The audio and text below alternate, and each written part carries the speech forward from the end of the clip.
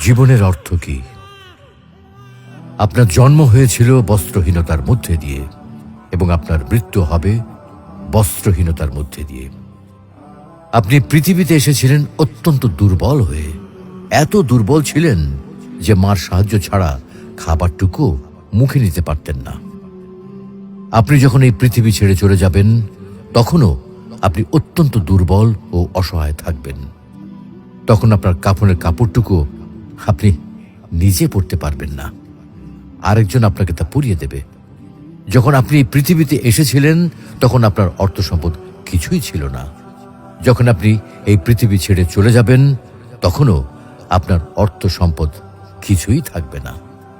আপনাকে প্রথম গোসল যেমন অন্য কেউ দিয়েছিল, তেমনি আপনার শেষ গোসলও অন্য কেউ দেবে। আপনি যেমন পৃথিবীতে একা এসেছিলেন, ঠিক তেমনি ভাবে আপনাকে পৃথিবী থেকে একাই চলে যেতে হবে। আপনার সঙ্গে আপনার প্রিয়জন কেউ যাবে না। এটাই জীবন। হ্যাঁ, এটাই তো জীবন। তাহলে কেন এত মারামারি, এত সংঘাত, এত হানাহানি? কেন এত বিদ্বেষ? কেন এত হিংসা? কেন এত বেইমানি? তাই সকলের প্রতি দয়াশীল হন, সকলকে আপন করে নিন এই ক্ষণিকের যাত্রায়।